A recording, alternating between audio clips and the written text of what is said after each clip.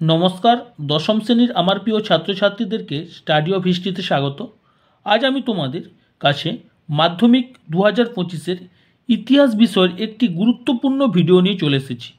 আজকে তোমাদের ভিডিওর মূল টপিক হলো তোমাদের ইতিহাস বইয়ের 8টি অধ্যায় থেকে মোস্ট ইম্পর্ট্যান্ট 14টি প্রশ্ন তুলে ধরব। আজ আমি যে 14টি প্রশ্ন তোমাদের সামনে তুলে ধরব, এর মধ্যে তোমরা পরীক্ষায় 4টি থেকে 5টি প্রশ্ন অবশ্যই কমন পাবে। তাই তোমরা ভিডিওটি স্কিপ না করে অবশ্যই শেষ পর্যন্ত দেখো, এবং তোমরা যারা আজ চ্যানেলে নতুন, চ্যানেলটি সাবস্ক্রাইব করে দিও এবং এই ভিডিওটি তোমাদের বন্ধুদের মধ্যে অবশ্যই শেয়ার করে দিও।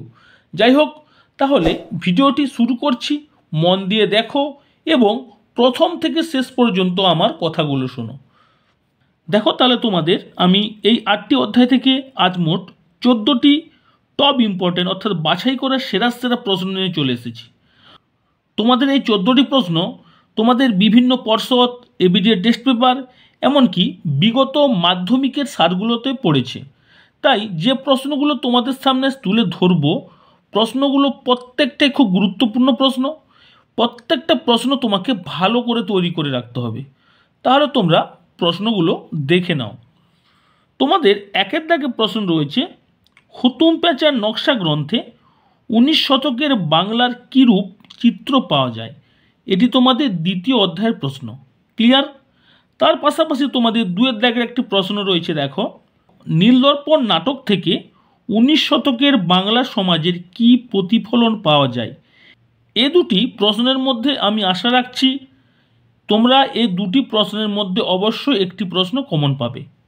তারপর তোমরা 3-এর দাগের প্রশ্ন দেখো, চার্লস উডের নির্দেশনামাকে এদেশের শিক্ষা বিস্তারের মহাসনদ বা ম্যাগনা কার্টা বলা হয় কেন? তোমাদের এই প্রশ্নটা 2020 সালে মাধ্যমিক পরীক্ষায় এসেছিল, অনেক বছর আসেনি। এবছর কিন্তু পড়ার চান্স খুব রয়েছে, ঠিক আছে? অবশ্যই ভালো করে তৈরি করো। তারপর তোমরা 4-এর প্রশ্ন দেখো কি রয়েছে। তোমাদের 4-এর প্রশ্ন হলো, শ্রীরামকৃষ্ণের সর্বধর্ম সমন্বয়ের আদর্শগুলি সংক্ষেপে লেখো। এই প্রশ্নটি টপ ইম্পর্টেন্ট প্রশ্ন।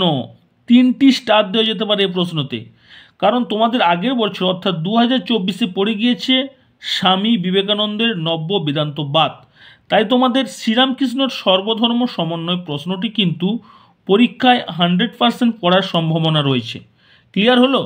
তারপর তোমরা 5-এর প্রশ্ন দেখো, মহারানীর ঘোষণাপত্রের 1858 খ্রিস্টাব্দে মহারানীর ঘোষণাপত্র হয়েছিল, তার ঐতিহাসিক তাৎপর্য লেখো। খুব গুরুত্বপূর্ণ প্রশ্ন। তারপরে তোমরা 6-এর প্রশ্ন দেখো। তোমাদের 6-এর প্রশ্ন হলো, আনন্দমঠ উপন্যাসটি কিভাবে জাতীয়তাবাদী চেতনা বিস্তারে সহায়তা করেছিল? এছাড়াও তোমরা এর পাশাপাশি গোরা উপন্যাসও অবশ্যই দেখে রাখবে। দুটো প্রশ্নের মধ্যে কিন্তু একটি প্রশ্ন পরীক্ষায় আসার কিন্তু খুবই সম্ভাবনা রয়েছে। ক্লিয়ার হলো তো? আনন্দমঠ নাহলে গোরা, দুটোর মধ্যে একটা অবশ্যই কিন্তু আসবেই 4 নম্বরের জন্য। এবারে দেখো, তোমাদের একটা কথা বলে নিই, যদি তোমাদের রেখায় লেখায় জাতীয়তাবাদ 8 নম্বরে পড়ে যায়, তাহলে কিন্তু এ দুটো প্রশ্ন আসবে না। কিন্তু যদি না এসে থাকে, অবশ্যই দুটোর মধ্যে একটা প্রশ্ন কমন পাবে, একদম 100% নিশ্চিত করা যায়। এরপরে তোমরা 7-এর প্রশ্ন দেখো কি রয়েছে, বাংলায় ছাপাখানার বিকাশে উপেন্দ্রকিশোর রায়চৌধুরীর ভূমিকা।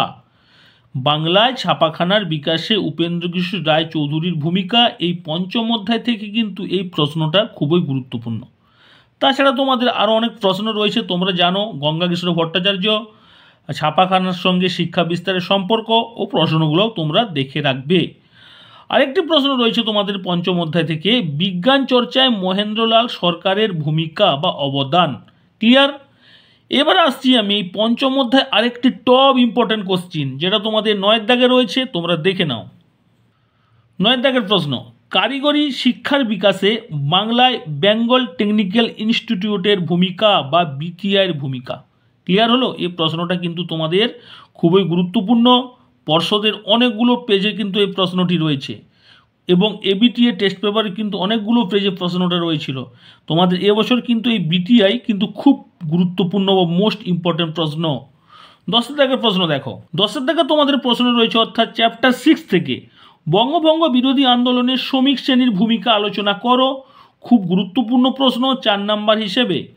11 প্রশ্ন বারদৌলি সত্যাগ্রহ ওয়ার্কার্স অ্যান্ড পেজেন্ট পার্টি দুটোর মধ্যে কিন্তু একটা পরীক্ষায় আসার চান্স রয়েছে। বারদৌলি সত্যাগ্রহ নাহলে ওয়ার্কার্স অ্যান্ড পেজেন্ট পার্টি দুটোর মধ্যে কিন্তু একটা 4 নাম্বার আসবে, আমি তোমাদের বললাম। এবারে তোমাদের একটা কথা বলে নেই, তোমাদের যে 8 নাম্বারে যে পার্ট কোশ্চিন আছে 5+3 ওইখানে তোমাদের কিন্তু বারদৌলি সত্যাগ্রহ আবার কখনো ঢুকিয়ে দিতে পারে, যে ওইখানে 5+3 অন্য একটা পার্ট ঢুকিয়ে দিতে পারে, ঠিক আছে। নাহলে তোমাদের 4-4 জন্য কিন্তু এ দুটো প্রশ্নই কিন্তু খুব টপ ইম্পর্টেন্ট প্রশ্ন। 12 প্রশ্ন দলিত আন্দোলনে গান্ধীজি আম্বেদকর বিতর্ক, 7ম অধ্যায়ের প্রশ্ন, খুব গুরুত্বপূর্ণ প্রশ্ন। 13 প্রশ্ন হায়দ্রাবাদ কাশ্মীর। 14 প্রশ্ন দেশভাগজনিত উদ্বাস্তু সমস্যা। এছাড়া এই দেশভাগজনিত উদ্বাস্তু সমস্যা ভারত সরকারের ভূমিকা। তোমাদের এই 8ম অধ্যায় থেকে আমি 4টা প্রশ্ন দিলাম। আরেকটি প্রশ্ন বলবো তোমরা দেখে রাখতে পারো, সে প্রশ্নটি হলো বল্লভভাই প্যাটেলের ভূমিকা, দেশীয় রাজ্য অন্তর্ভুক্তির ক্ষেত্রে বল্লভভাই প্যাটেলের ভূমিকা। আমি কেন এই অধ্যায় থেকে একটু বেশি প্রশ্ন দিলাম, কারণ তোমাদের এই 8ম অধ্যায় থেকে কিন্তু এবারে দুটো 4 নাম্বারের প্রশ্ন আসার চান্স রয়েছে, কারণ 24 সালে কিন্তু 8ম অধ্যায় থেকে কিন্তু 4 নাম্বারের প্রশ্ন আসেনি, তাই এবারে কিন্তু দুটো আসার চান্স রয়েছে, ঠিক আছে। এই হায়দ্রাবাদ কাশ্মীরের মধ্যে কিন্তু একটা পড়ার চান্স রয়েছে। এবারে তোমরা হয়তো বলতে পারো সাথে জুনাগড় তো পড়তে পারে, ওটাও তো ইম্পর্টেন্ট রয়েছে, হ্যাঁ জুনাগড় তোমরা একটু দেখে যাবে। কিন্তু এই দেশভাগজনিত উদ্বাস্তু সমস্যা ভারত সরকারের ভূমিকা এই দুটোর মধ্যে কিন্তু একটা চান্স রয়েছে পড়ার। তাও তোমরা এর পাশাপাশি সর্দার বল্লভভাই প্যাটেল ওই প্রশ্নটা দেখে গিয়েও। এবারে তোমাদের একটা কথা বলে নেই, তোমাদের যাদের এখনও কিছু কিছু নোট হয়তো মুখস্থ হয়নি, আমি জানি তোমাদের প্রায় 99% ছাত্রছাত্রীদের মধ্যে সমস্ত প্রায় নোট মুখস্থ হয়ে গেছে বা তোমরা তৈরি করে ফেলেছ। তাও রেয়ার বলছি, তোমাদের যদি এখনও কারো নোট মুখস্থ হয়নি, আমার চ্যানেলে বিভিন্ন নোটগুলো দেওয়া রয়েছে, যেমন হায়দ্রাবাদ সমস্যা, কাশ্মীর সমস্যা, দেশভাগজনিত উদ্বাস্তু সমস্যা, বা ভারত সরকারের ভূমিকা, বা দলিত আন্দোলনে গান্ধী আম্বেদকর বিতর্ক, বঙ্গভঙ্গ আন্দোলনের শ্রমিক আন্দোলন, তাছাড়া রয়েছে উডের ডিসপাচ, ঠিক আছে, মহারানী ঘোষণাপত্র, আনন্দমঠ উপন্যাস, এগুলো দেওয়া রয়েছে, তোমরা চাইলে দেখতে পারো। আমি জানি তোমাদের এখন আর নতুন করে নোট পড়ার কিছু নেই, তোমরা যা রেডি করে ফেলেছো ওইগুলোই ভালো করে পড়ো, দেখবে তোমরা বাড়িতে লেখা অভ্যাস করো, দেখবে তোমরা পরীক্ষায় অনেক বেশি নাম্বার পাবে। এবং টাইমটা অবশ্যই বাড়িতে টাইম ধরে লেখা অভ্যাস করো, ক্লিয়ার তো? তাহলে আজ তোমাদের কাছে এই ভিডিওটি একটু ছোট্ট ভিডিও, কিন্তু খুব গুরুত্বপূর্ণ ভিডিও। তোমাদের যদি ভিডিওটি ভালো লেগে থাকে অবশ্যই লাইক করে দাও, বন্ধুদের মধ্যে শেয়ার করে দাও এবং কমেন্টে জানাও কেমন লাগলো। আজ এখানে রাখছি, এরকম তোমাদের কাছে আরও 2-1টি গুরুত্বপূর্ণ ভিডিও তুলে ধরবো, কারণ তোমাদের সামনে মাধ্যমিক পরীক্ষা, আর তেমন কিছু বেশি ভিডিও দেব না, আর 2-1টা গুরুত্বপূর্ণ ভিডিও তুলে ধরবো। ক্লিয়ার? রাখলাম, ভালো থেকো, সুস্থ থাকো।